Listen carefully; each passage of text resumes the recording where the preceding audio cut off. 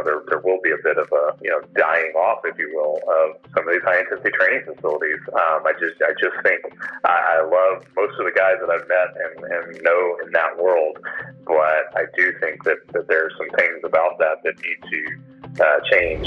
Welcome to Corporate Warrior, the podcast that brings you the best advice on how to improve your health, optimize performance, and maximize productivity. With your host, Lawrence Neal.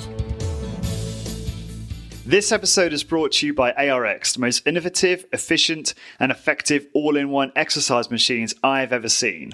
I was really impressed with my ARX workout. The intensity and adaptive resistance was unlike anything I've ever experienced. I love how the machine enables you to increase the negative load to fatigue target muscles more quickly, and I love how the workouts are effortlessly quantified.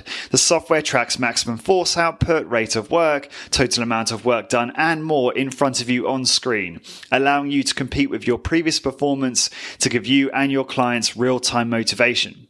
The ARX uses a computer-controlled motor to give you the exact amount of resistance your clients need 100% of the time. This means that the resistance can never become dangerous, is intuitive and simple to use, and can provide you with all the results you and your clients are looking for in a fraction of the time. ARX is highly effective and efficient in delivering all of the benefits of exercise, including increased strength, muscle mass, cardiovascular conditioning, bone mineral density, and injury recovery. As well as being utilized by many high-intensity training trainers to deliver highly effective and efficient workouts to their clients, ARX comes highly recommended by world-class trainers and brands, including Bulletproof, Tony Robbins, and Ben Greenfield Fitness. To find out more about ARX and how you can get $1,000 off software licensing when you place an order, that's right guys, $1,000 off, please go to arxfit.com and mention Corporate Warrior in the How Did You Hear About Us field. So again, to get $1,000 off software licensing when you order, head on over to arxfit.com and enter Corporate Warrior in the How Did You Hear About Us field.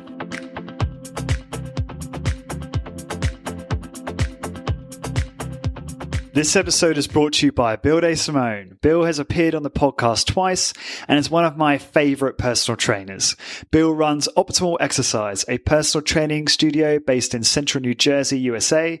His website is optimalexercisenj.com. Bill is incredibly knowledgeable about exercise, strength training, and in particular biomechanics and rehabilitation, and is the go-to guy for a lot of top high-intensity trainers like Dr. Doug McGuff, for example. Bill is the author of Congruent Exercise, How to Make Weight Training Easier on Your Joints. I loved this book and finished it in a few days. I learned how to select safe and effective exercises and gain a better understanding of how to construct productive workouts. Furthermore, it gave me much more insight into exactly how the joints and muscles operate specific exercises and does so in a very elegant manner.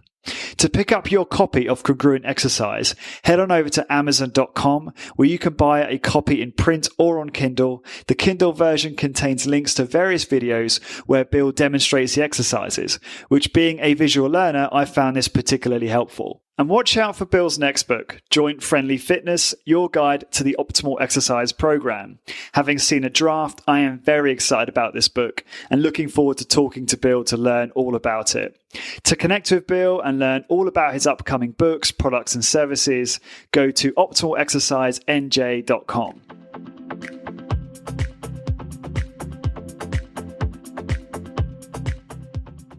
Hi guys, I am Lawrence Neal and welcome to another episode of Corporate Warrior.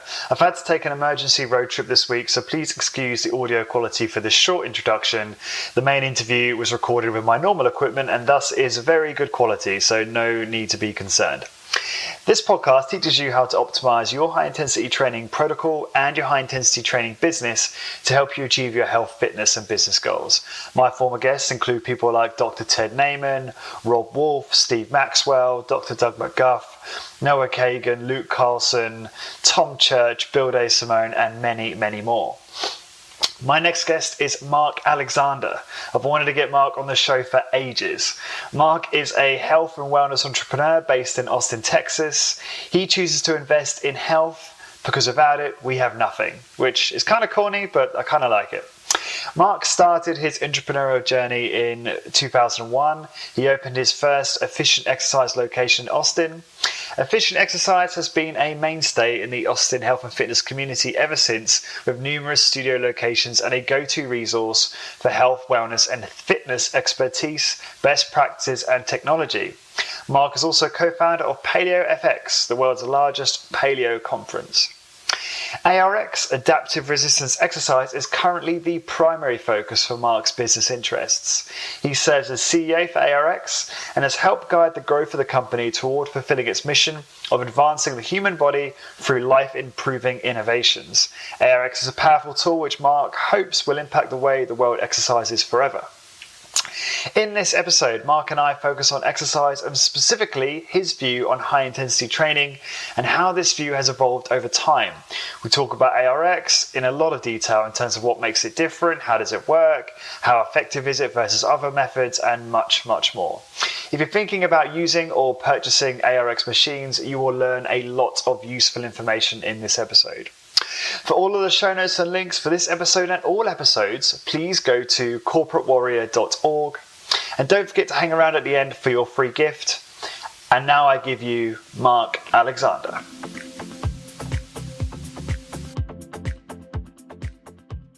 So Mark, welcome to Corporate Warrior. It's a pleasure having you on the show. Yes, it's my pleasure as well. Thank you, Lawrence. No worries. So in preparation for speaking with you, I was doing some research and I listened to a really good interview you did with 21 Convention. I think it was a while ago with that chap called Steve. And I thought that was really good in terms of covering your background.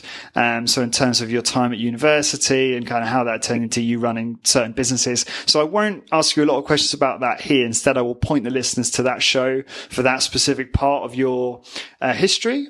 However, I do have a question from Skylar, which was quite intriguing, and I want to kick things off with this question. And he asked me to ask you about your childhood deadlifting obsession. That's all he gave me. So can you elaborate?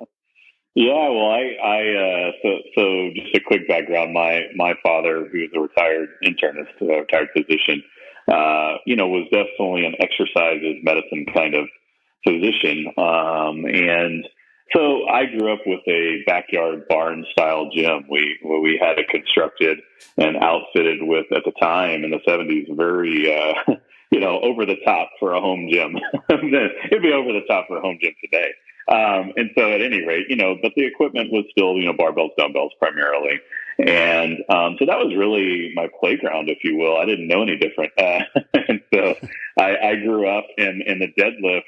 I guess even at a young age, you kind of learn what movements you do better. And so I have, I'm not short, but I'm not extremely tall, but I do have longer limbs, legs and arms. So I'm just a little bit more built for pulling or deadlifting. And so even at a young age, I took to the deadlift, and I think I was able to get 3 times my body weight on the deadlift pretty young. And so at any rate, that's probably the obsession that he's talking about. And I believe there's a picture on our efficient exercise page, or at least there used to be, of me in the gym when I was probably 5 years old. So my mom used to joke that I was not even out of diapers, and I was already lifting weights. So. Well, when you were lifting 3 times body weight, how old were you then? I think we moved from that gym / that home when I was about 13 years old. So probably somewhere very near there. Oh, wow. So one of the things you pinged me an email with regards to some of the things we might talk about today. And, sometimes there's confusion, this ambiguity about what high intensity training really means. And I'd really like to just, kick off with that as well. Just trying to get your understanding of what do you believe, high intensity training to be, and how has your view of HIIT evolved kind of over the years? That was a great question. I mean, I think, there's always certain authority figures, if you will, influencers that have shaped me, as well as I'm sure a lot of your audience. I mean, I think it starts back with Arthur Jones and Nautilus and the Nautilus principles. That's definitely how I got into the HIIT world. And, then things have evolved with, Mike Minter and Dorian Yates and Ken Hutchins and more recently Doug McGuff. So I think, you know, to a certain degree, whether we like this or not, there's always certain authority figures kind of, in a way, even if it's not intentional, they're somewhat driving what high intensity training is. I think if you ask me today versus 10, 20 years ago what high intensity training is, my definition has definitely evolved over the years. I think it started with Nautilus training principles, kind of how I grew up. It was mostly a kind of one set to failure type of deal. And I think that now I'm much less dogmatic in my approach. I mean, I think that if you take intensity, even at, you know, and I don't want to offend people too much, but I guess I'll just do it. And even at higher volume training, HVT, if you want to say that, intensity is still there. I mean, so I think that with hypertrophy and a lot of the goals that we want from resistance exercise, you are still going to have intensity. It's not easy, if you will, to build muscle, and no matter which way you're doing it, and so to a certain degree, I think it all falls under the umbrella of high intensity training. Now, again, there's probably peripheral cases of, you know, this amount of volume can never be high intensity training. I kind of get that. So I think in general, you know, I like the thought of you achieve a sufficient stimulus and you achieve a sufficient intensity to produce the result that you want. And again, that can kind of weave in and around what we like to call the adaptive triangle, but the mechanical tension, the muscle damage, and the metabolic stress that you're trying to achieve from your bout of resistance exercise. And I think depending on what your goals are, each one of those areas could be somewhat manipulated, if you will. If conditioning or the conditioning end is slightly more of what you're after, then you should go after more metabolic stress. If hypertrophy is the end goal, well, then you need to pay careful attention to the mechanical tension or the load and the amount of muscle damage you're able to produce with the microtrauma. So, sorry to dodge the question somewhat, but also answer it in that, yes, my definition has greatly evolved over the years. And I hope to encourage your audience to take a less dogmatic approach to high intensity training, because really at the end of the day, the attraction I've always had to high intensity training is efficiency. In other words, I don't think most people want to spend hours and hours and hours in the gym every week. I just don't think that fits with life very well. I don't think that fits with most people's goals very well. And if you can get 70, 80, 90% of your genetic potential with a high intensity training routine, to me, it's always been a no-brainer. You should adopt that type of training into your life, because most people have other goals in their life besides, you know, taking their biceps from 19 to 20 inches or whatever. I mean, and again, bodybuilding, and I will say all this, bodybuilding is a whole different conversation that, quite honestly, I don't even really like to get into, because if you're talking about bodybuilding without talking about performance enhancing drugs and nutrition, it almost doesn't make sense, because you can have piss poor form and do almost any type of other training as long as you have your drugs and your nutrition dialed in. Just, you know, the training is tertiary to those other two, in my opinion. And maybe that's just my opinion, but that's kind of how I look at it. So. Now, this is interesting. So I do see some parallels in your thinking to the way Keith looks at this. Keith Norris, obviously, colleague and business partner of yours. And so you believe that high intensity training, and I guess, you know, depending on how you interpret that, but I think we probably interpret it a very similar way, will get you 90% of the way there potentially, but not 100% of the way there. I suppose let's look at what do most guys care about, muscular hypertrophy. So what do you feel, you know, I'm speaking naturally, I'm not talking about performance enhancing drugs. So what do you feel in terms of a protocol is going to get most people to 100%? Because, you know, I do have a fair amount of listeners who really care about gaining, you know, 1 pound of lean tissue every year, which is a bit strange, but I can appreciate that. So what do you think about that? Yeah, I mean, I think the answer should always be it depends. I'm never here to to say or ever believe that one approach will be the end all be all for everyone. I think one way to look at it is, are you an ectomorph? Are you an endomorph? Are you a mesomorph? That can kind of help in my, if I'm prescribing, if you will, I think that can kind of help prescribe and give some more nuances, because we're talking about, let's call it the last 10% for sake of conversation here. And so I think, for example, endomorphs, in my opinion, in my perspective, do need more volume to produce the hypertrophy that a mesomorph does. And so sometimes isolation and rotary exercises need to be integrated more. Oftentimes, intensity variables and techniques should be integrated more. And I say all this too, in that, I think the eccentric overload is a component that should be, we should talk about it, whether it's now or dive in. But I think that is something that a lot of people, by nature of the tools and the technology that are there, have a difficult time achieving with, I guess you'd say, consistency, efficacy, and kind of the really like how much do they integrate eccentric overload into their training. And again, a lot of people don't even really maybe even start with what that is and then kind of how to build it in. But I think that, like I said, the volume and the intensity variables need to be adaptable to, that particular individual.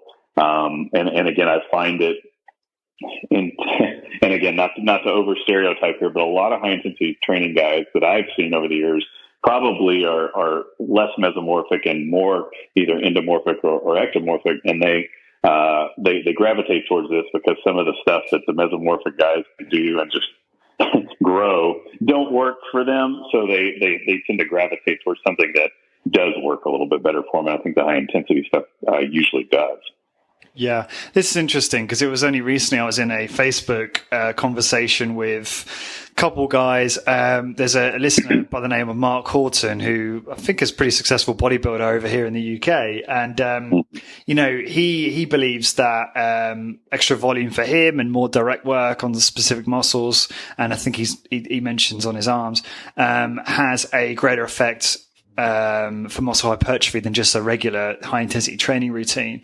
And then I mentioned in response to that, and I believe it was Paulo Gentile's group over in Brazil that did a study which showed that direct, single joint exercises had no, greater effect than big movements. But I could be getting the group wrong. It might not be Paulo, but, I was then, one of my other listeners came back. I think it was either Mark or another guy said, actually, that study is, not conclusive, and this is why. And I was like, okay, fair enough. And obviously there is a lot we still don't know, and that's why individuals need to experiment and take the principles, but then obviously, experiment with different volume and different exercises.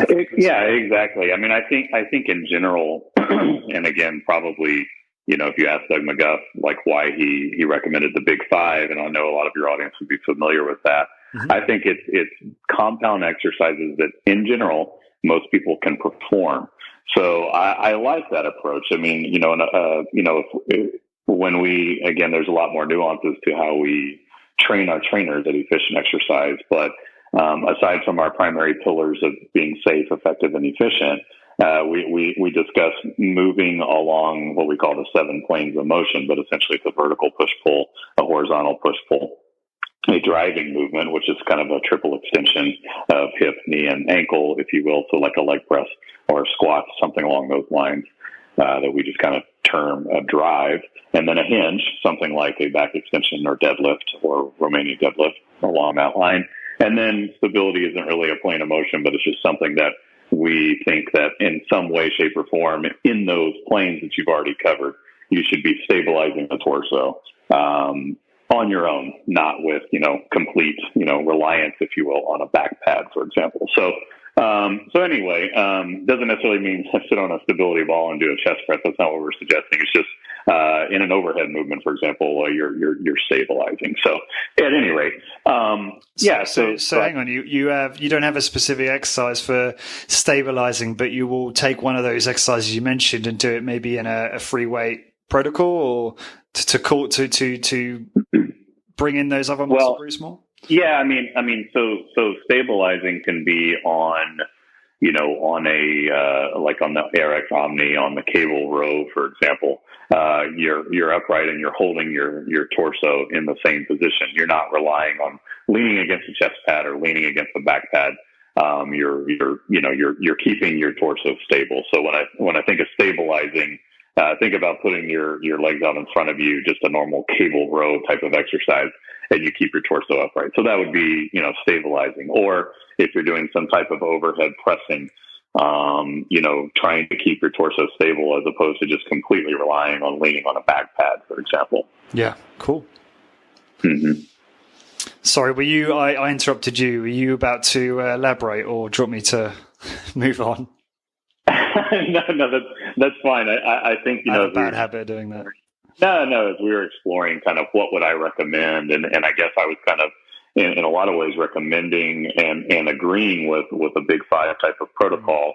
I would definitely add a hinge to that, because I think there could be potential dangers of never working your lower back and extending and hinging around the hip. So I think that other than that, I think that's again, as we're kind of talking about the 70, 80, 90%, what have you, I do think that covers most of it for most people. And then you had mentioned direct work, and I agree that in the bodybuilding / hypertrophy is the end all be all. I do tend to fall on the side of, direct work for a lot of individuals, or I would say the majority of individuals, is needed.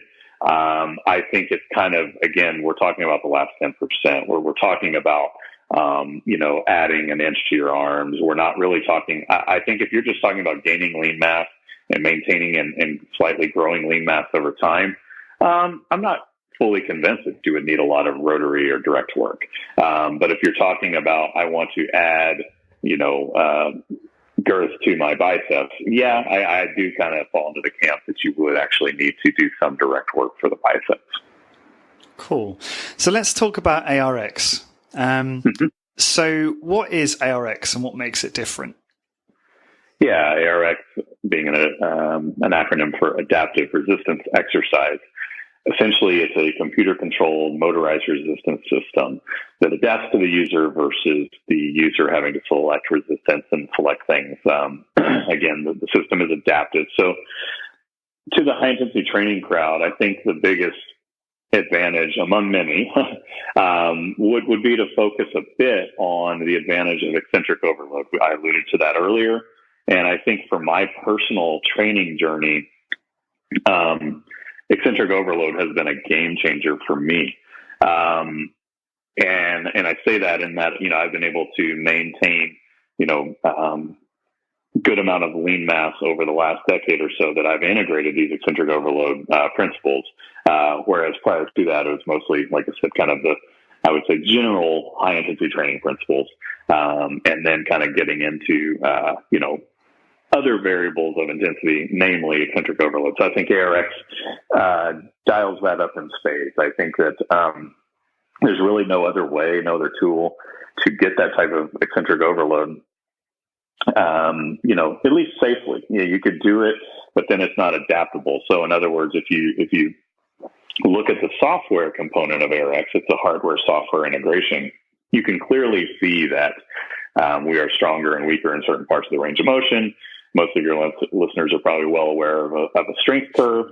Well, if you want to say that you map out your strength curve, whether it's maximal, 70%, 80%, whatever, ARX adapts to that strength curve every kind of microsecond, if you will. So the other component that I think is missed, if you will, with let's call it free weights or MedX or Nautilus or anything else, is the ability to safely go to maximum force on a concentric or eccentric right away. In other words, so my years of what's called super slow training, for example, you basically had to hold back until the very end when you were so tired and fatigued metabolically that then you tried to maximally exert. Well, I think you're leaving a lot of meat on the bone because you aren't able to really produce that maximum force, at a state where you're not metabolically fatigued. So I think there's an interesting dynamic going on there where both you're able to eccentrically overload and you're able to exert force in a very safe manner prior to metabolic fatigue setting in. Although it sets in very quickly, at least you're able to tap into that potential of the muscular mechanical tension that you need.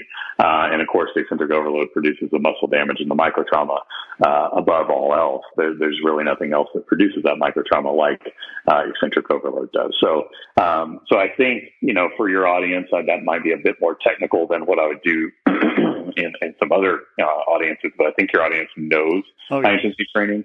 And I think that, to recognize how ARX, can be a benefit with eccentric overload. And again, that ability to produce force, instantly, if you will, in a safe manner, as opposed to waiting for, 60 seconds, 90 seconds, or whoever's telling you how long to go.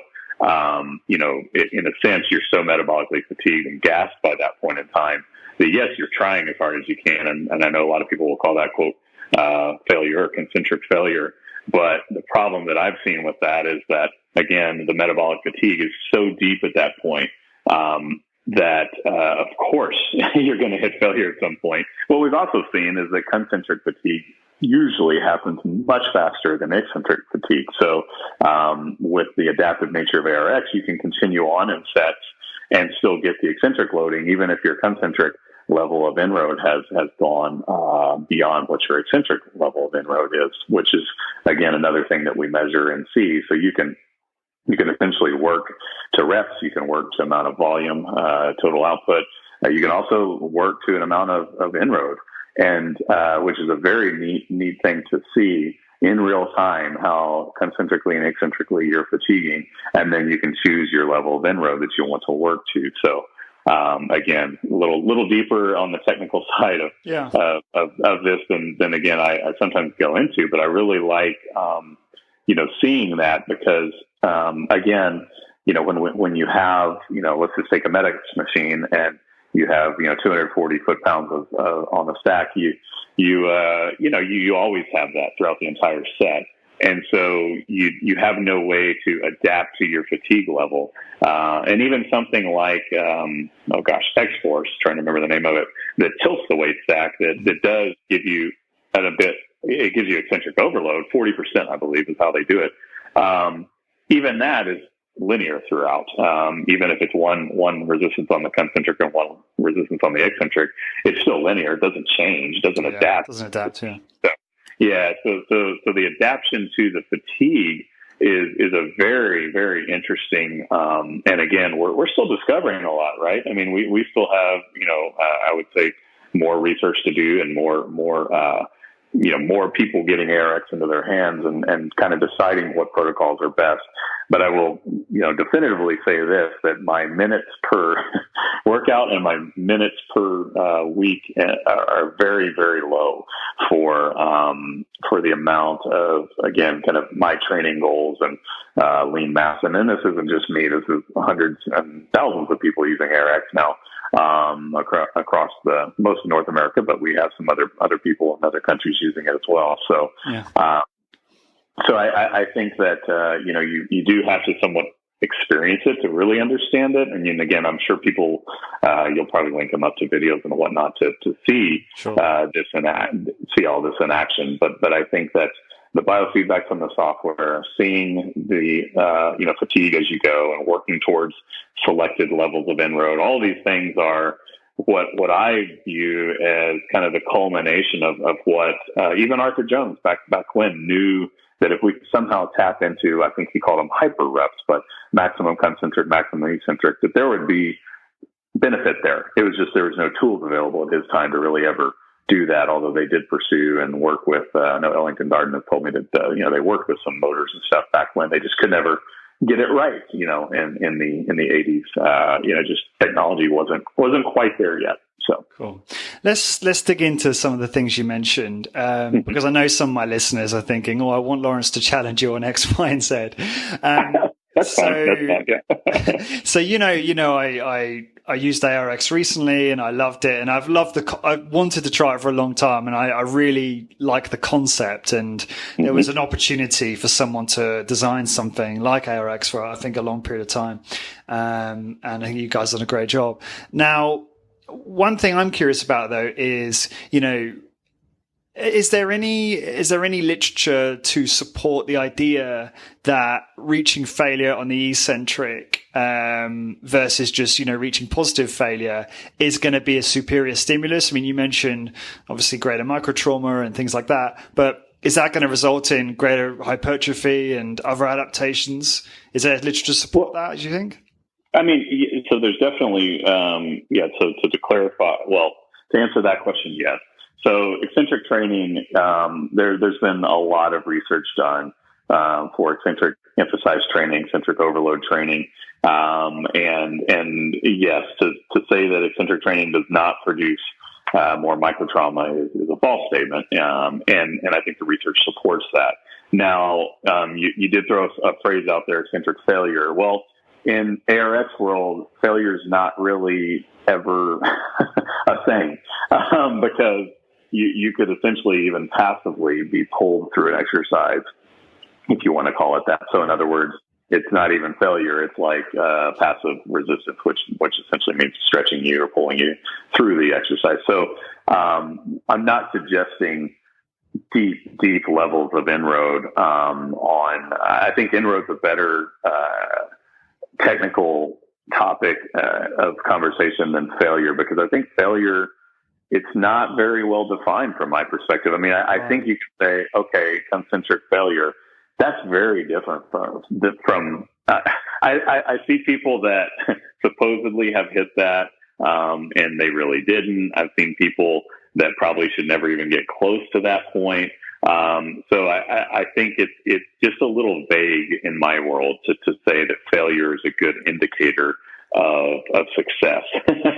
And so I think that, talking about levels of inroad, which again, we're quantifying, quantification of the entire process is also an advantage of ARX. I think that talking about levels of inroad is more applicable in this case. So levels of inroad, and then there have been some, and I don't have the numbers rattling off in my head of what there was studies of concentric fatigue versus eccentric fatigue in terms of percentage of inroad, and I know that and we've seen it time and time again, eccentric fatigue does not happen as quickly as concentric fatigue, and hopefully no one will hold me to this, but I think the ratios were 5 or 6 to 1.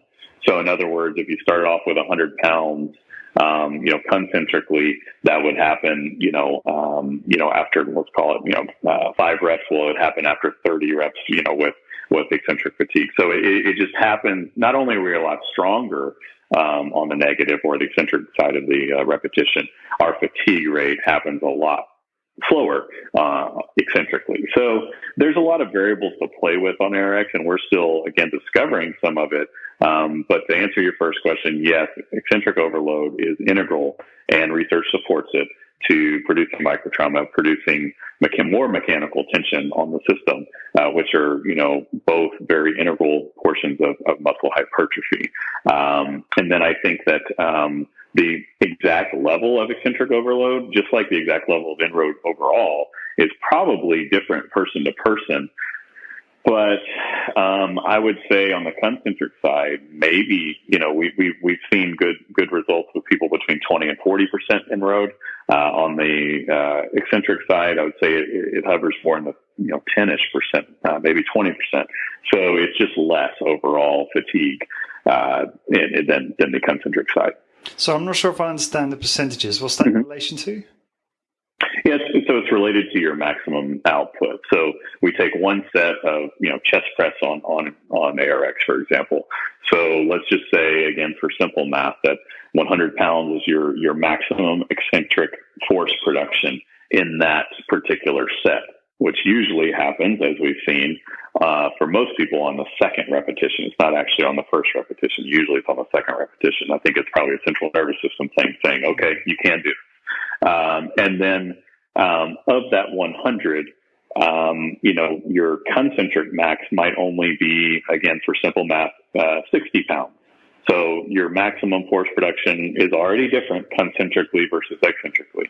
So 100 pounds eccentric, 60 pounds concentric. And as you go throughout the set, what we see is that 60 pounds production on the concentric side fatigues faster than the 100 does on the eccentric side. So you could do, again, for maybe just simple illustration, 5 repetitions at 5 seconds up, 5 seconds down each repetition, with no rest, no rest pause style here.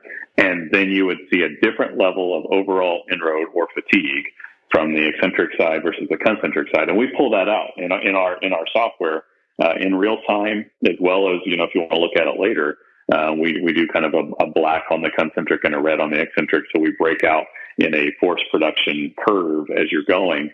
You can see that difference. And then you actually see the percentages as you start fatiguing. So my entire point here is that we don't really know what the proper level of eccentric fatigue is, because we've always studied what most people think is a proper level of inroad or concentric fatigue.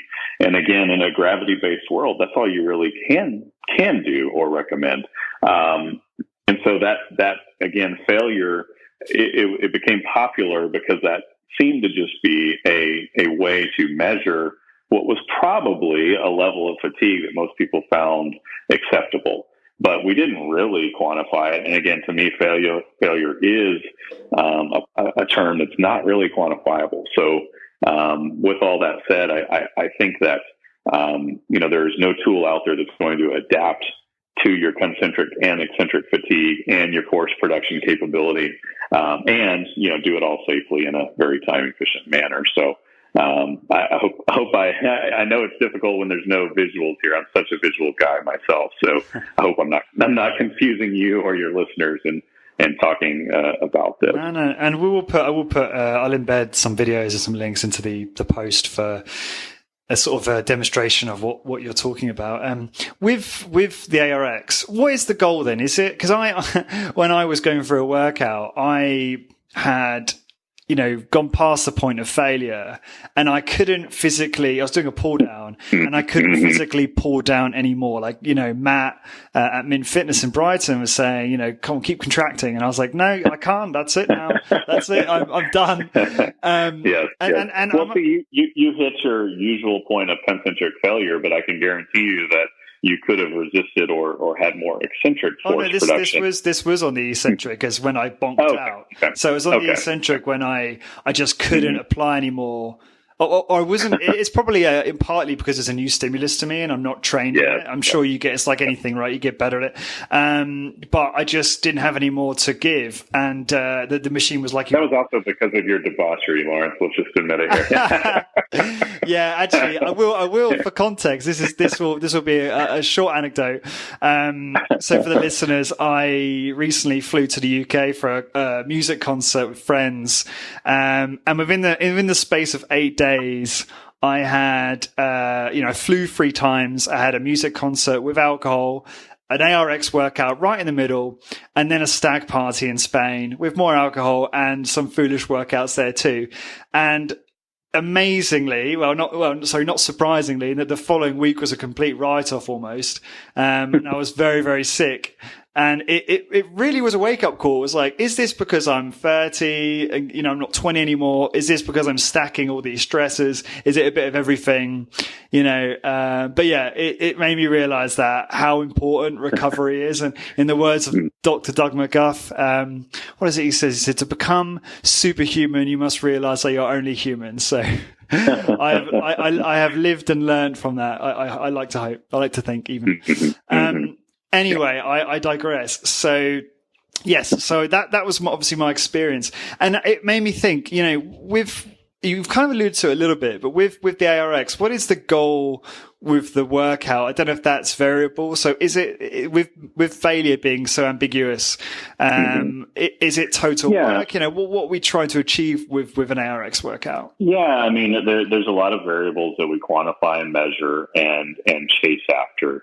One simple way to say, well, what is this workout's goal, is to take the exact same exercise, the exact same range of motion, which again, let's just take a leg press, for example. So let's say you did a set, 3 days ago, 5 days ago, whatever, and you're coming back to do another set, or even within the same workout. The software will recognize that, okay, it's Lawrence. We know, the machine knows how to move for your leg press set. You can dial in speed of the repetition, both concentrically and eccentrically. You can dial in pauses if you want. You can dial in turnaround technique and time.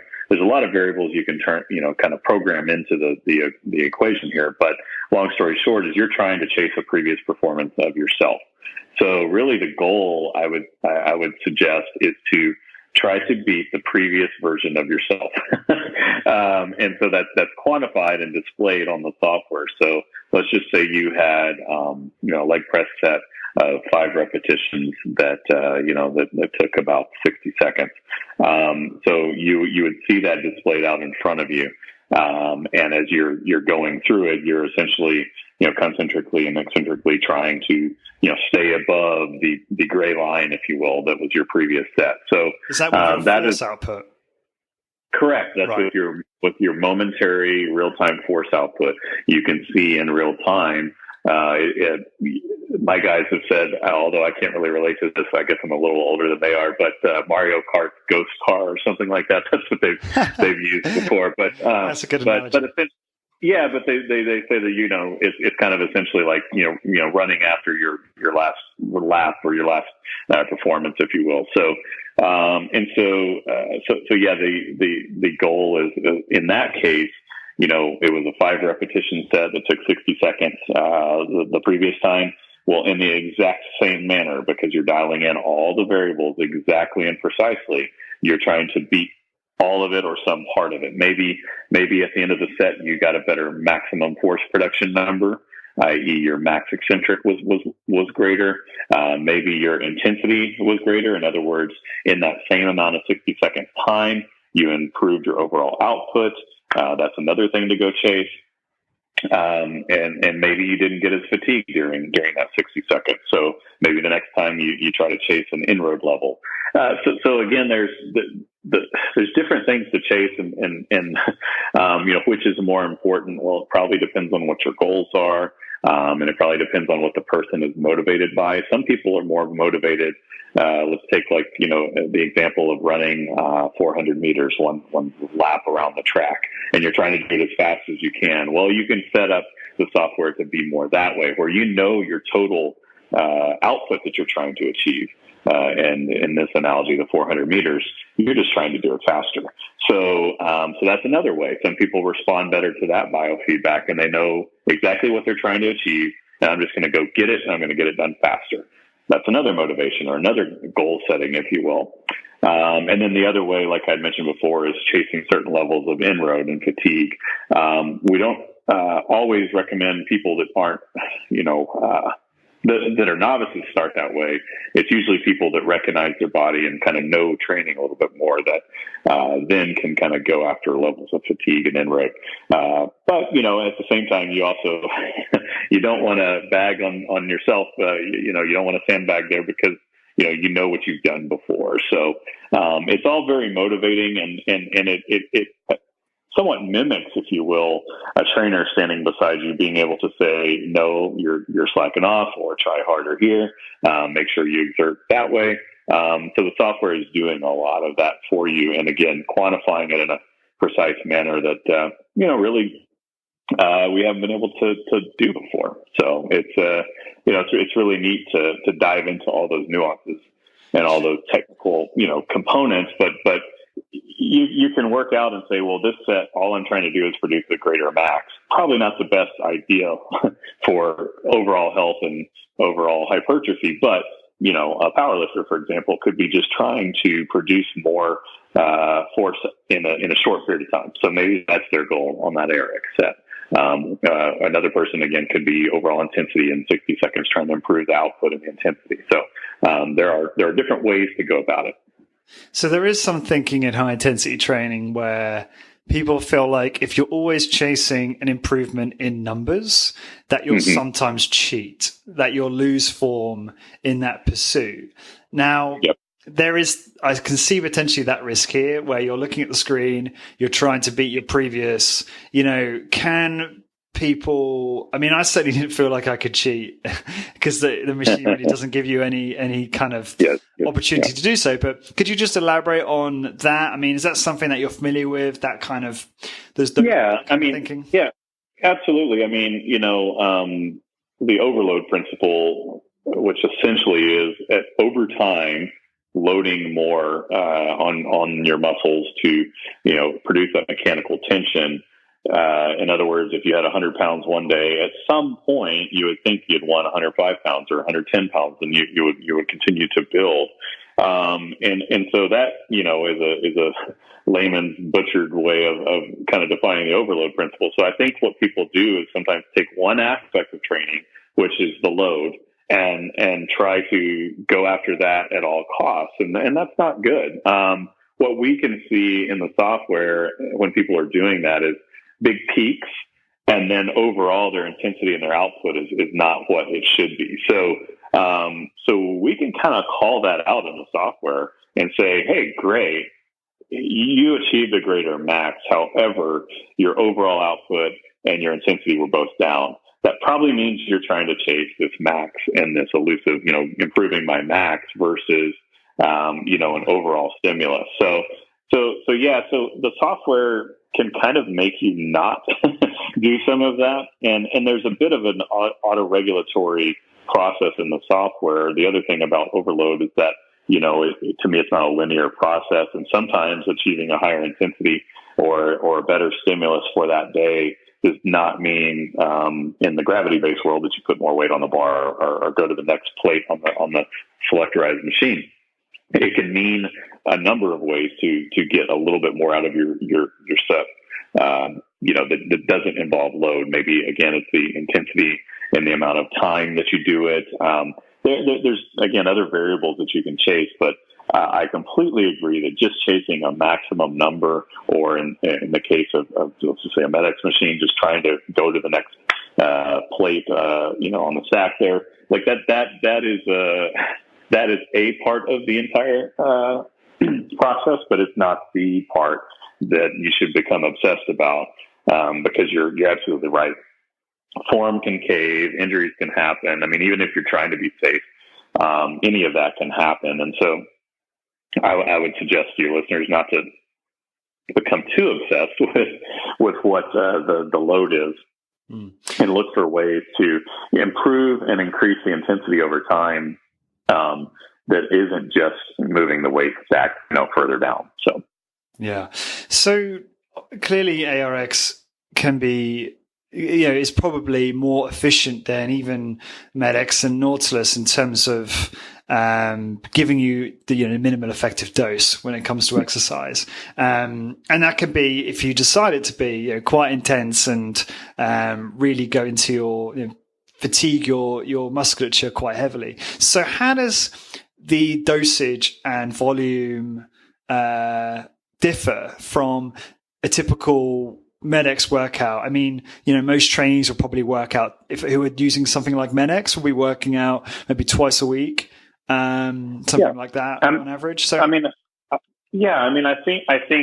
again, just to go back real quickly, not to harp on it too much, but we sometimes say ARX is like a magical barbell, or in this case, in your example, a magical Med-X machine. So in this case, if you somehow had a way to instantly and all the time as you were doing a set to raise and lower the amount of weight you're using on that Med-X machine, which again, we know is physically impossible, but I'm just trying to illustrate a point here.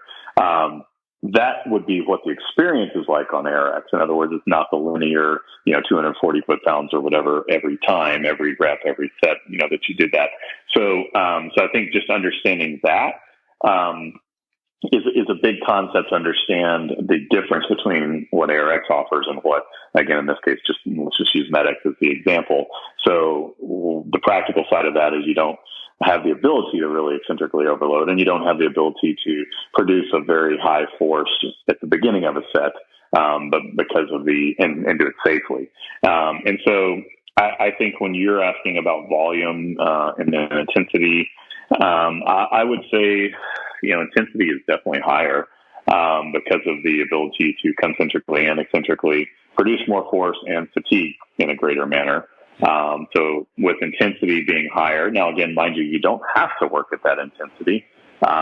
You could even do static protocols. We often, with older population, just start with static protocols just to get them used to loading, and for the osteogenic reasons of loading the bones. Sometimes just starting statically and seeing that visual of how much force you can produce is a great motivator for someone that is a novice to resistance exercise. But yeah, I guess in general, again, this is that 80-20 thing. So if you're asking me, what most people could or should do, I would say a couple times a week. With my own personal workout, for example, is usually some push pull and a drive, or push pull and a hinge. In other words, some antagonist protagonist muscle groups. Again, let's just take chest press and row, and then maybe a leg press. Another one might be, a pull down, and a incline press and a belt squat. So another one might be a deadlift and a decline press. So, just kind of trying to take, I like to keep things very, very simple each workout, and not overcomplicate things. Again, going back to the dogmatic versus non-dogmatic, I actually, and there is research to support this, that usually it takes 2 sets to produce the level of inroad and stimulus that you want for the desired hypertrophy effect. So I've not seen research that says that 1 set to failure produces a greater response. There has been some research that short-term strength gains can be achieved better in one set. But so as I'm programming, I like to see 2 sets, and I think you mentioned this in your ARX experience that Matt actually took you through a couple of sets on each exercise, because there's also that biofeedback that you just did that set. I mean, with a little bit of rest time, and so you try to go back and beat yourself, and then you're also not comparing. The other thing is that sometimes we have to make notes in our in our workouts, because we know, there was too much to eat or drink last night, and we're trying this today, and things like that. So so at least within the 2 sets per exercise with minimal rest, kind of the push pull style, at least you're chasing after yourself that day, which is helpful. So, I think a lot of our recommendations would be to still keep the volume low, the intensity high. And again, it's a little different for each person, but I'd say in general, most people can work out on ARX using it a couple times a week. 1 time a week, I think is probably not going to produce the hypertrophy that most people want, but it would definitely produce a lot of the health benefits for the majority of the population. So. Would you described your workout there? So if you are working out twice a week, you wouldn't advocate the same workout. You do like an A/B routine. Is that fair? Is that correct? Yeah. I think I tend to, I've kept my workouts fairly boring since ARX has come into my life. Which again, I know a lot of high intensity training guys don't vary their routines too much. So, but I would, like I said, in general, I like to work a push-pull antagonist, muscle group. So again, chest press and row would be a great example. And then, so one workout is usually leg press, chest press, and row. That's all on the alpha that we have. And that is done twice through. So 6 total sets, 2 sets on each exercise. Mm-hmm. The other workout that I like to do, again, I talked about the hinge earlier, is some variation of deadlift. And I usually just couple that with 1 type of press. So it might be a decline type of press. So deadlift, decline press, and do that 2 or 3 sets total. And then the other workout is again, usually, like a pull down in a vertically oriented press, coupled with a belt squat, for example. So, again, rotate that through. So I guess, if you're twisting my arm and what my personal routine is, it's more an ABC routine, and kind of rotate through that way. Cool. Do you have an ARX in your house? I sure do, and which is helpful. Yeah, I have an older Omni in our house. It's one that we actually made out of aluminum, made it lighter so that we could travel with it, and also it was one that we took to NASA when we were talking with them and kind of working through strategies to combat microgravity, especially long-term space travel and microgravity situations. Obviously, a normal barbell, a normal machine in space and in microgravity doesn't do you very, very good because gravity is again almost non-existent. So using the motors to adapt and produce the resistance in space, I think is something that NASA is very keen on. I think especially this mission to Mars that will probably happen in the next 20 years. I do think that this type of adaptive resistance exercise will have to be used because unfortunately in microgravity, sarcopenia and osteopenia, or the loss of muscle and the loss of bone, happens at an accelerated rate. So we have worked with them to try to look at countermeasures, namely how does ARX fit into the equation of if we're gonna colonize Mars, we want a bunch of buff Martians, you know what I mean? Yeah. I've already thought of the title of this podcast. It's definitely going to have the words Mars and NASA in the title to grab attention. Guys, amazing. Imagine if your ARX are like, on the space station or on some spacecraft to Mars or something like that. What an achievement. Yeah. No, it's very humbling to be the dumbest guy in the room, that's for sure. And that's happened a few times. That's not unusual, right? Exactly. Yeah. Oh God, the joke. So is that like pretty confidential? Is it? Can you elaborate on where you are in that process, or is that pretty top secret? I mean, I think in general, it's bureaucracy is painful and it's painfully slow. Yeah. I can't really comment on whether things will move forward or not. I mean, I think that there's definitely been some headway in terms of waking them up to adaptive resistance exercise and how they could integrate it. Whether they use us or they use their internal team, I don't really know. But we were a part of, I guess what I can say is that we were a part of a select few individuals. Dominic D'Agostino, if you know who that is, was also there. Yeah. The exogenous ketone and ketogenic guy. But we were a part of a select few individuals that were outsiders to NASA to come in and do some consulting. So that, I guess I could just leave it at that. So, but I will say, the NASA engineers and when you're engineering for space, wow! I mean, the constrictions that they have blow my mind. And so, what kind of questions do they ask the engineers? Well, I mean, engineers they always have restrictions, and a lot of it. One example is how much does this vibrate the structure?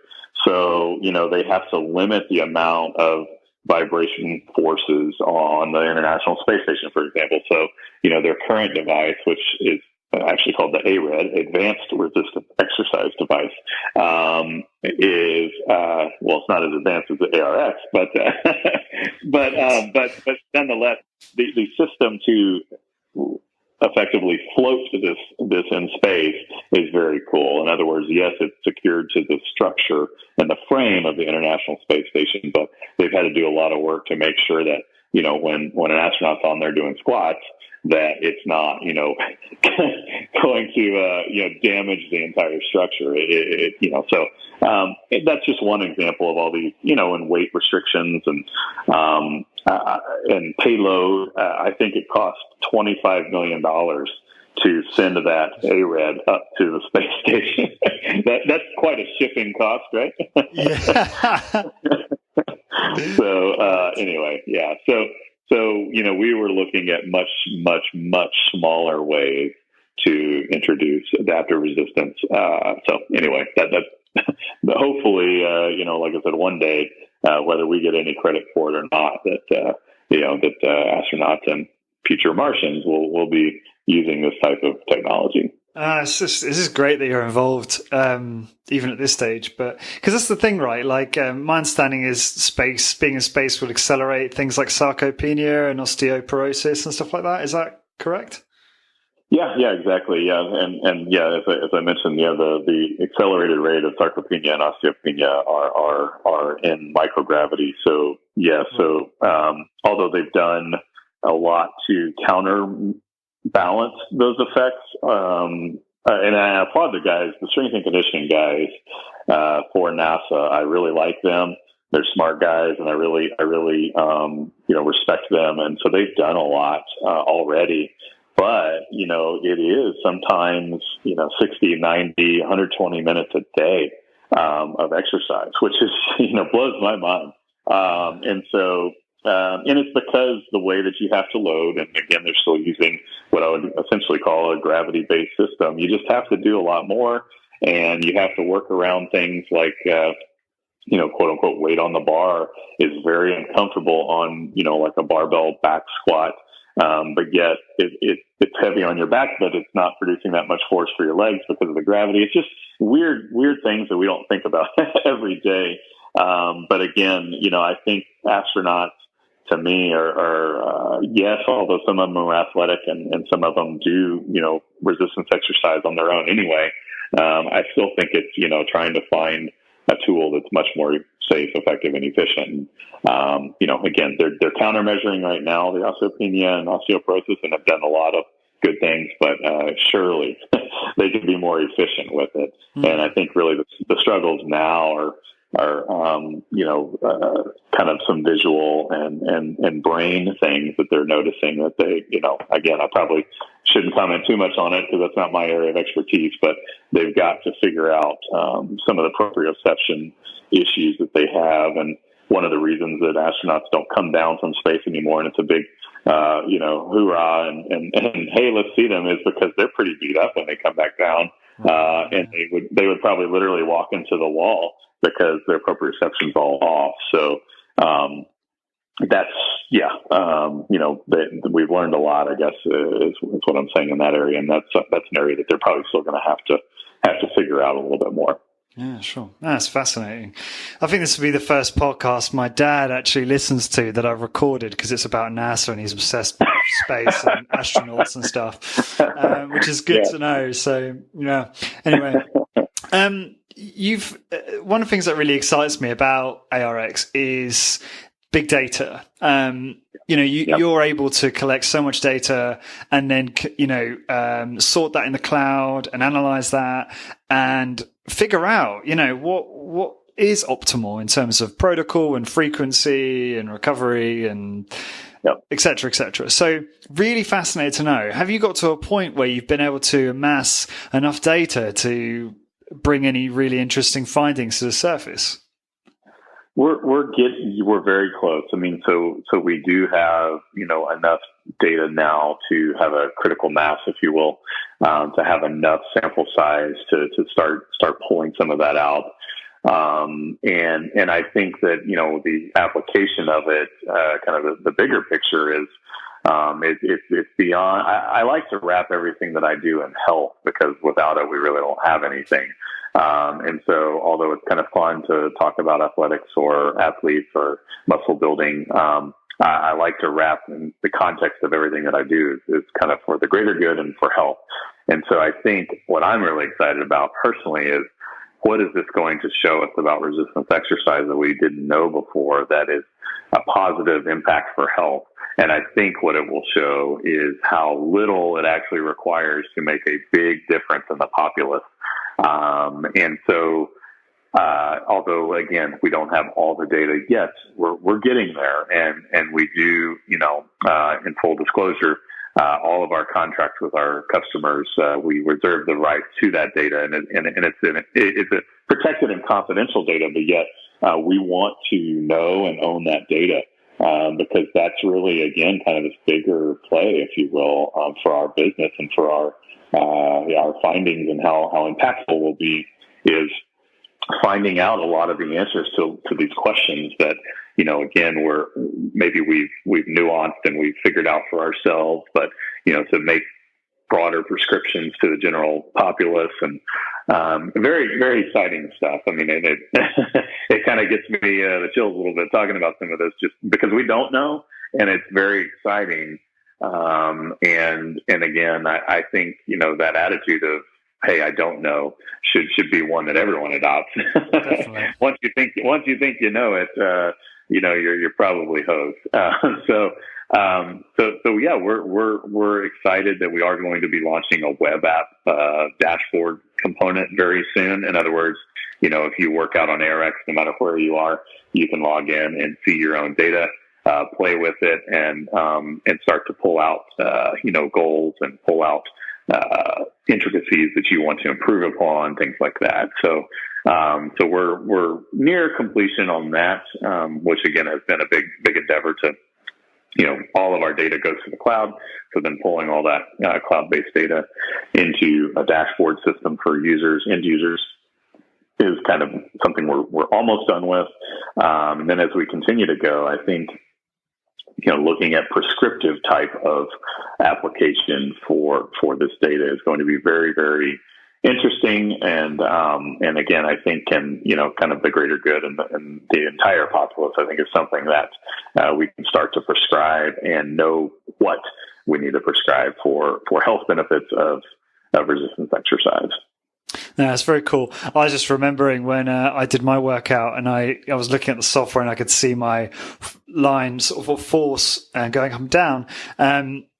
When I got to the point in the negative at the end where I just couldn't give it anymore, the line just dropped right off. And Matt's like, "What are you doing?" And I was like, "Oh no!" And then I was really disappointed in myself because I couldn't beat my previous best at the last rep or something. Yeah, so, yeah. Well, I mean, in the trend, I mean, even in the 2 sets, so like interesting trends for 2 set workouts, or within a workout is usually your max force production is typically in the second set. And as I said, oftentimes, depends on fast twitch, slow twitch, but oftentimes it's on the second rep as well. And so, I think there's something to that. So in other words, in a 1 set to failure, you're kind of missing out on some of the maximum force production capabilities. And then also, you do usually see the overall intensity and output goes down the second set, which makes sense. And unless you're resting an exorbitant amount, which most high intensity training guys don't, then you're going to see that drop off of total output. It usually goes down in that second set for sure. It's still, from my understanding, the jury's still out on what number of sets is most effective. Yeah.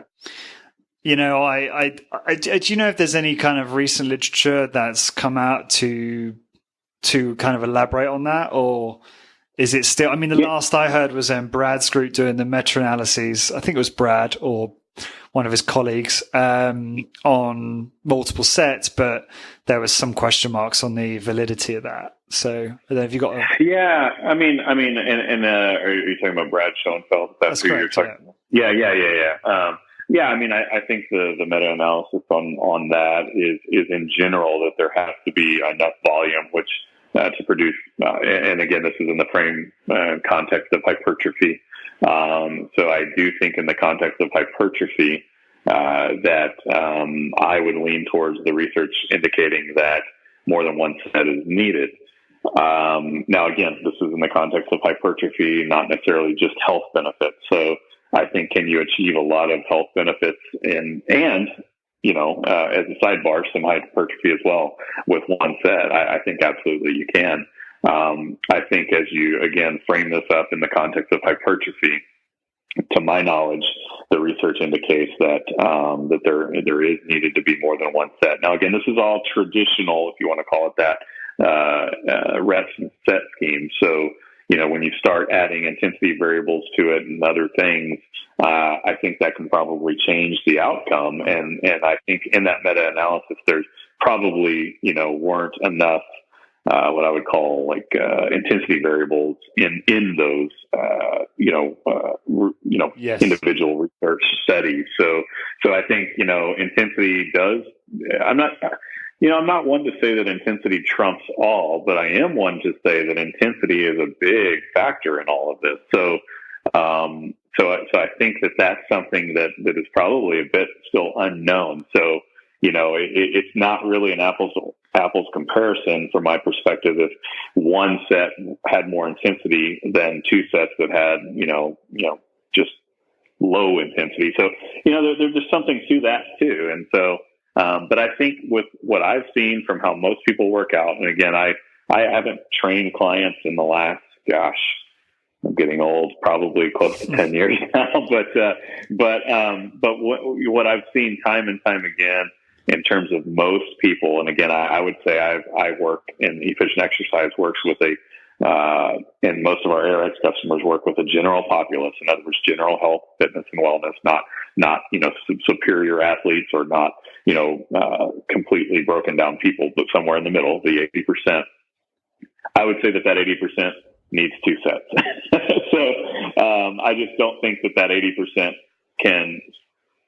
can get enough volume or intensity to produce the effects that they want out of one set. Now, that still leaves 20% of the populace that could probably benefit from just one set, and that might be better. So, and again, so wrapped up in the context of hypertrophy, I do think that the data indicates that two sets are usually better than the one set. Three sets are not necessarily better than two sets. And again, this is kind of in the context of hypertrophy and tradition. And then I think that if you're talking about prescriptive for the general population, I think the general population has a difficult time producing the level of intensity needed in one set. That's the general population. I think that one of the studies often quoted and referenced for high intensity training guys is the Wayne Westcott studies that they did with kind of the, essentially the super slow type of protocols. And they did show strength increases. The part of that study that I could never get past, and it's like I don't hear anyone ever talking about it. And again, sorry, I'll probably have the numbers wrong, but it's going to be close. Of the 100 participants, I think it was one or two decided to stay with the program. So to me, there's a problem there.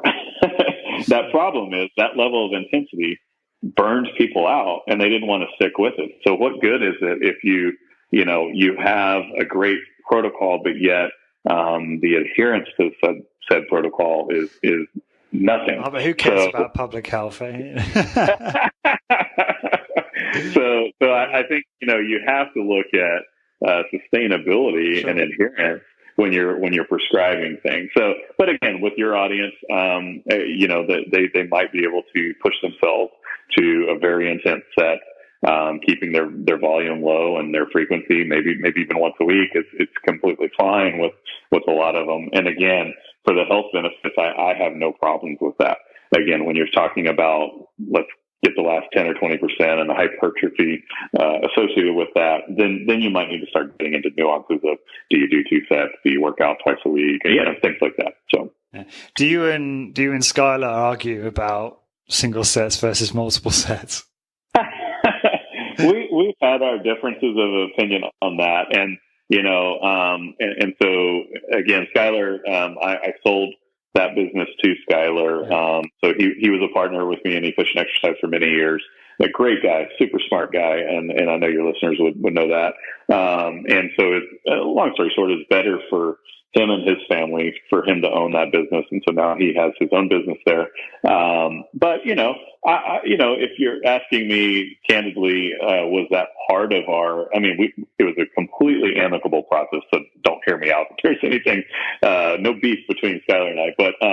But yeah, I mean, I think some of our protocols may be different from some of his opinions, and so yeah, I mean, I think that. There are differences of opinion. Now, he does tend to work in that particular location, tends to have an older demographic. So, things are a little bit different with an older demographic. As I was talking about the 20%, I was including at the top end of that curve, the athletes, and at the bottom end of that, for the older demographic. So yeah, sorry, I didn't mean to bring up the sort of the business change, because no, I know that you're both fond of each other, so it was more of a joke. I get it. No, I get it. I know. But I wanted to clarify there. Yeah. Cool. Just going back to this analysis of the data you've collected. I do still find it quite interesting, though, as to what you discovered from kind of an N=1 point of view. So do you, for yourself, for instance, have you been tracking your data using a software for a very long period of time? Yeah, I mean, that's a great question. I mean, I think going back, and sorry if I'm reiterating just a bit, but in my own training, again, it's been many years, over 3 decades of training. So, but I think that what I've noticed, like I said, what have you learned about yourself? Sorry, go on. Yeah, I think from the technical aspect, of technical/physiological aspect that I've discovered is that I need that eccentric overload to be stronger, to carry the lean mass that I want, and that didn't really happen until AirX, or at least predecessor technology to AirX, that was kind of refined over time. And so that has been changed. My strength levels has changed, my force production capabilities, my rate of force development. And it also has improved my joints. I don't have the same aches and pains, and not that I really ever had many serious injuries, thankfully. Really ever, but directly related from resistance exercise. I can count on one hand the amount of times that probably, have been some type of setback from an injury in resistance exercise. I think for over 30 years, that's a pretty good success rate. But I will say that, it's changed how I look at the data. So I'm not nearly, for a guy that has a technology company, I'm not nearly as data obsessed as you might think with my own training. We talked about chasing the numbers earlier. I've learned that there are faults in chasing the numbers. And so, thankfully with ARX, you can chase certain parts of your numbers, or certain, make an improvement here or there, and not try to make every single improvement, every single variable improve every single workout. That's just utterly ridiculous. Yeah, I assume you still have to take a fairly long-term approach to it, because looking at it from a workout by workout basis may not be that intelligent. Is that still the case with something like this? Yes, exactly. And then that's why the dashboard that I alluded to earlier of looking at your data over the long haul is very compelling. And so, and a matter of fact, some of my staff actually have more personal stories of ARX data than I do, because of there's a period of time when it was like the cobbler that doesn't have any shoes for his kids. I didn't really have access to many ARX machines, or at least ARX machines that are producing valuable data, because they were going out the door, or we were sending them out to be tested. And so I just, I had some non-data producing ARX workouts there for a period of, honestly, 2 or 3 years. I knew intuitively what was going on. I just didn't have some of the data to produce it. But I guess, with how that's helped me personally is that data really matters, but it's not the end all be all. There are other factors and variables that you need to look at. And it's also turned me on to, other health, parts of my health that I knew, and quite honestly, I'm still working on, but sleep sounds simple, but it's a very important aspect of health that I think we often overlook. And I've tried to do things better to sleep well and to sleep better. And again, recovery, I do infrared sauna, and I do cold tub exposure here and there. I want to do that more regularly. That's kind of a commitment for next year. So yeah, there are things that, you have to look at, outside of just the data, but the data is super valuable. And again, with the right, eye, you can take a look at the data and know kind of for yourself, where you can improve, where you need to, chase, and then maybe where you need to dial back in certain cases. Cool. Deadlift, for example, it was something that I discovered that I can't deadlift or hinge as frequently as I can with other exercises. So therefore, I don't deadlift as frequently, but I do still integrate it. So yeah. So I want to ask a final question about ARX, and then a few others, and then we'll wrap up because I know we're coming close to the 90-minute mark. So you mentioned earlier integrating ARX into efficient exercise. Talk to me about that and some of the, I guess, fairly obvious economical advantages to inserting this hardware into your business. Great question. So I've had efficient exercise since February 2001, and essentially, from the beginning, integrated Nautilus equipment, super slow systems equipment when they were still around, and MedX equipment. And so nothing inherently wrong with any of that, other than what I've discovered that it's heavy, it takes up a lot of room. There's single function machines. And so your floor space starts to get eaten up by these machines, and so I think just take efficacy aside. Although of course I'm completely biased, but I completely believe ARX is more effective. Take that off the table just for a minute. The simplicity of growing and scaling a business with less equipment that has more production, if you will, more flow through, some glue, if you want to call it that, for people to continue to come back to. I think what that all has led me to do is completely reshape efficient exercise into ARX is the cornerstone and the foundation of the tools and the technology. There's some other things that are used, but as we have adapted over the last few years into integrating ARX more fully, it completely changes the way that I look at my own facilities, and I think what I'm really starting to see is the trend towards a lot of people doing that, where we've all sort of known that the big gym is dying a slow death.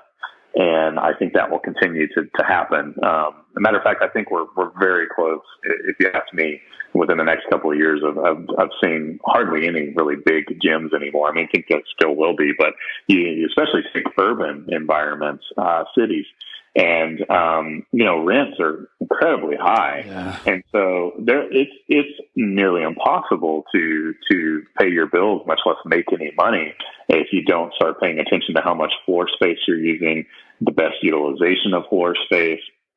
And when you're talking about ARX, you're talking about two couches or sofas. Like, you're not talking about a lot of floor space allocated to full workouts, and most people getting on and off of them in 10 or 20 minutes. So there's huge advantages there. And I think, there's many people, and many of your listeners, I'm going to call them lifestyle entrepreneurs. Like they like a lifestyle business. They show up and they train and they do what they need to do. And that's their business. But I think, if you're considering multiple locations, if you're considering growing or scaling your business, you really, really have to think about what that facility would look like, what tools and technology are there, and how much space it's going to take up. Because it really starts to add up quickly. If you're in a city in particular, you're going to have to be more efficient with what you select in terms of what's taking up your floor space.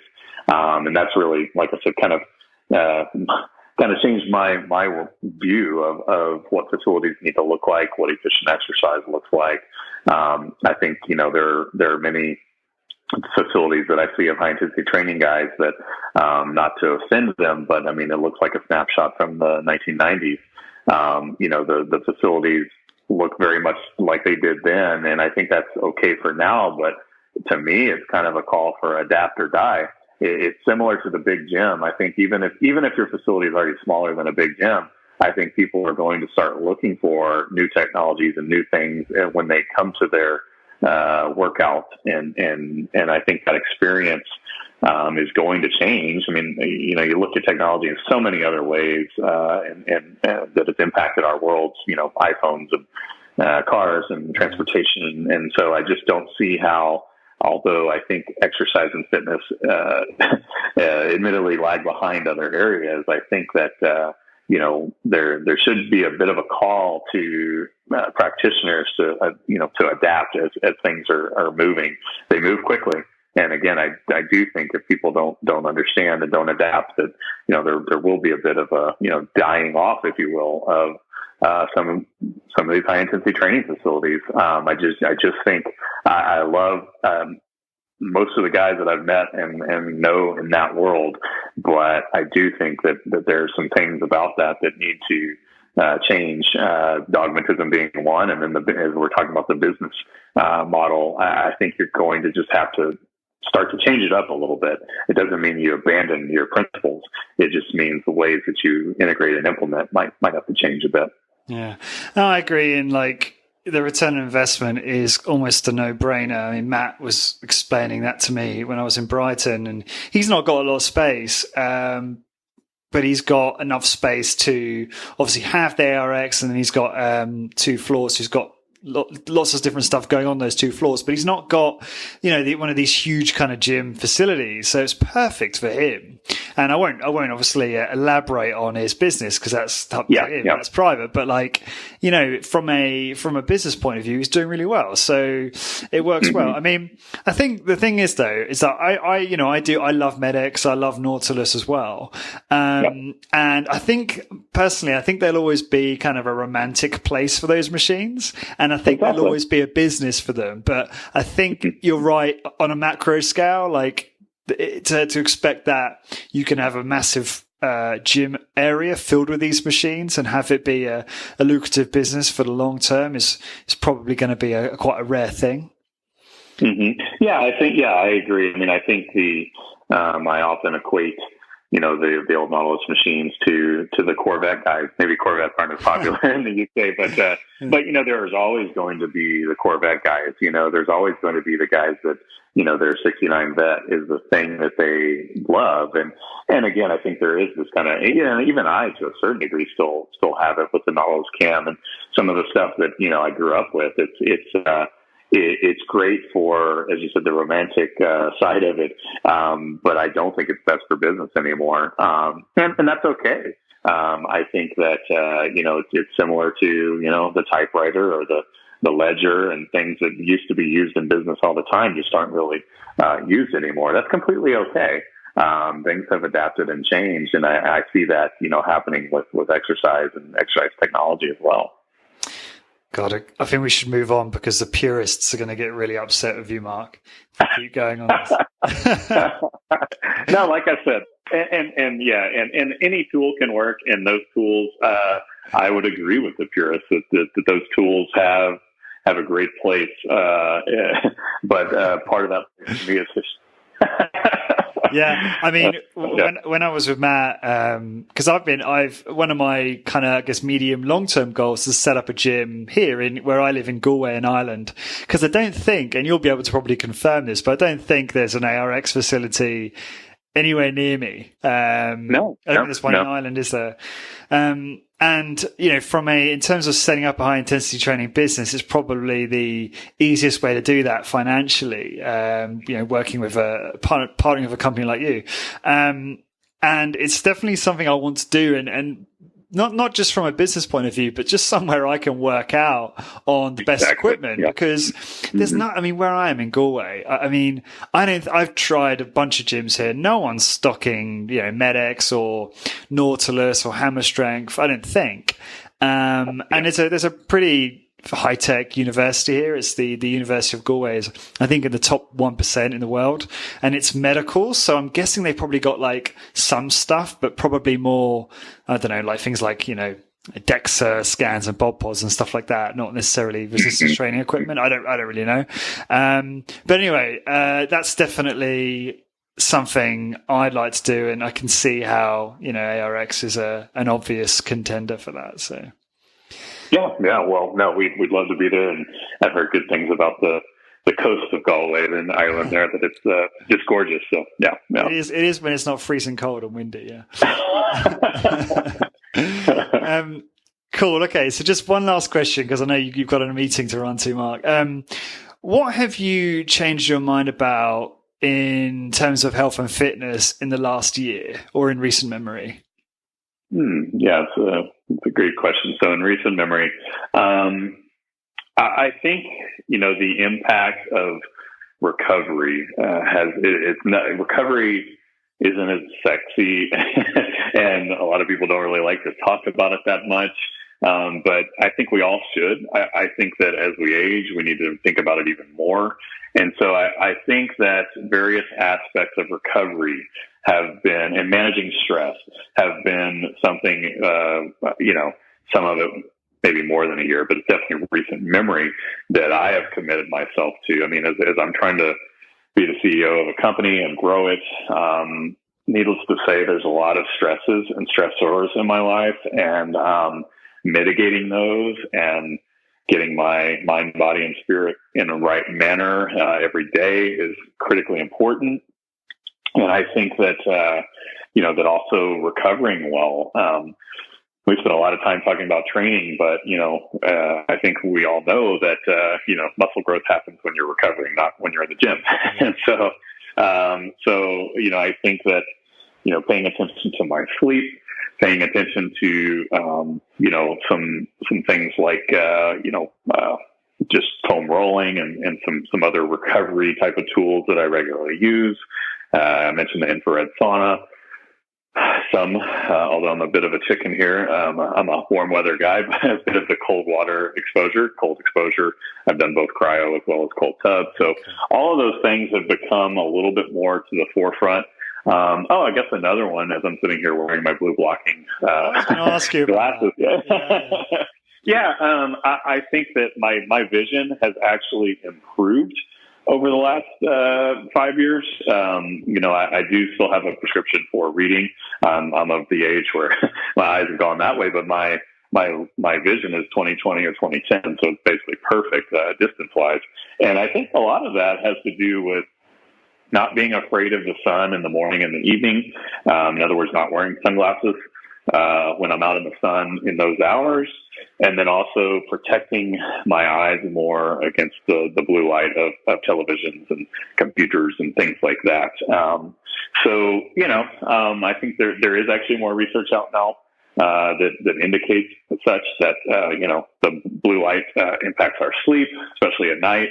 I don't know how people get on their devices late at night without some type of blue blocking and still sleep well. And matter of fact, I can probably say with somewhat authority that they're not sleeping well because of that. So, anyway, I hope those are a few areas that your listeners can find helpful. But again, it's kind of everything outside of the gym, if you will. Some of these recovery and preventive type of measures that really have shaped me in the last year or two. No, that's really interesting. And I do think there's something to everything you just said in terms of the kind of more biohacking type of stuff. It's something that I kind of dip in and out of. Sometimes I don't like the idea of, I've got to worry about everything. And I think a lot of people have that aversion to that stuff. Like no one wants to be as anal as Dave Asprey, right? Like, don't get me wrong, I think Dave's great and I love his show and I love the fact that he's so obsessed, but he even openly admits, he's like, look, you don't want to be me. Like I'm a professional biohacker. This is what I do, but these are the things you should worry about or you should at least address. And I think that sounds like kind of what you're doing. Kind of the 80/20 of biohacking, if you will, and also wrapped in the context of health. Like, there are some performance, I don't take a lot of pills or supplements, for example. And, that's just a personal conviction that I've got that I have some sensitivities to some stimulants and some other things that I've discovered over the years. So I just really minimize some of that. But, some biohackers, just like some athletes, will take anything at any cost. Well, I always try to wrap what I either do or recommend in the context of health. So again, to me, that's the context that I have to take when I'm looking at any of these biohacking measures. To wear some funny looking glasses at times or at night, I'm cool. I'm completely okay with that. I mean, my kids will give me a little bit of hell for it, but I'm completely okay with that. Small price to pay, exactly, for good sleep. So what's the best way for people to find out more about what you're up to, Mark? Yeah, I mean, my focus is definitely ARX. So, going to arxfit.com or checking our Facebook page out where we put research and we put other hopefully useful information out there. So just ARX Fit on Facebook. ARX Adaptive Resistance Exercise, actually, I think is how it is on Facebook. And so, I think that those are the two primary ways to kind of see and hear about what we're doing. And again, I like the YouTube page reference too, because there's a lot of visual stuff that we discuss and visual oriented things that we do. And, yes, getting your hands experiencing ARX is the best way to know about it. But I think, taking in some of the videos and the visuals will also be helpful. Yeah, no, I'll be sure to embed those. And for those listening, to find this episode and all episodes, please go to corporatewarrior.org. And until next time, guys, thank you very much for taking the time to listen. I hope you enjoyed that. Before you head off, head on over to corpwarrior.com to get your free ebook with 6 interview transcripts of some of my top guests, including Dr. Doug McGuff, Drew Bay, and Bill Simone, on how to optimize muscle gain, fat loss, and overall health in an efficient, effective, and sustainable way. These transcripts are not verbatim, deliberately. Instead, they've been transcribed in an easy read format to make it more enjoyable and easier for you to quickly pick out what you need and start getting results. To get your ebook, head on over to corpwarrior.com, that's CORP warrior.com, and enter your email address. Then check your email for an email from me with a confirmation link. Once you click the link, you will be instantly redirected to a PDF version of the transcripts. This episode is brought to you by ARX, the most innovative, efficient, and effective all-in-one exercise machines I've ever seen. I was really impressed with my ARX workout. The intensity and adaptive resistance was unlike anything I've ever experienced. I love how the machine enables you to increase the negative load to fatigue target muscles more quickly, and I love how the workouts are effortlessly quantified. The software tracks maximum force output, rate of work, total amount of work done, and more in front of you on screen, allowing you to compete with your previous performance to give you and your clients real-time motivation. The ARX uses a computer-controlled motor to give you the exact amount of resistance your clients need 100% of the time. This means that the resistance can never become dangerous, is intuitive and simple to use, and can provide you with all the results you and your clients are looking for in a fraction of the time. ARX is highly effective and efficient in delivering all of the benefits of exercise, including increased strength, muscle mass, cardiovascular conditioning, bone mineral density, and injury recovery. As well as being utilized by many high-intensity training trainers to deliver highly effective and efficient workouts to their clients, ARX comes highly recommended by world-class trainers and brands, including Bulletproof, Tony Robbins, and Ben Greenfield Fitness. To find out more about ARX and how you can get $1,000 off software licensing when you place an order, that's right guys, $1,000 off, please go to arxfit.com and mention Corporate Warrior in the How Did You Hear About Us field. So again, to get $1,000 off software licensing when you order, head on over to arxfit.com and enter Corporate Warrior in the How Did You Hear About Us field. This episode is brought to you by Bill Simone. Bill has appeared on the podcast twice and is one of my favorite personal trainers. Bill runs Optimal Exercise, a personal training studio based in central New Jersey, USA. His website is optimalexercisenj.com.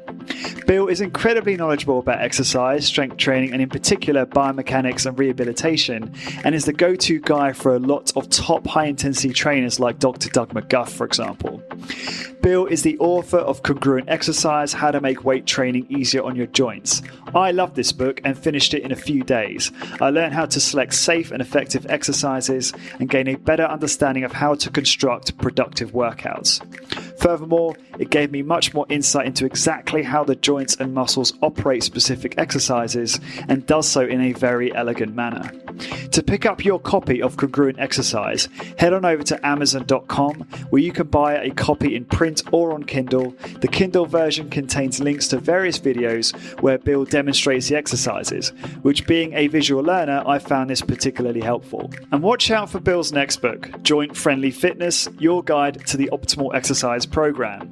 Having seen a draft, I am very excited about this book and looking forward to talking to Bill to learn all about it. To connect with Bill and learn all about his upcoming books, products and services, go to optimalexercisenj.com.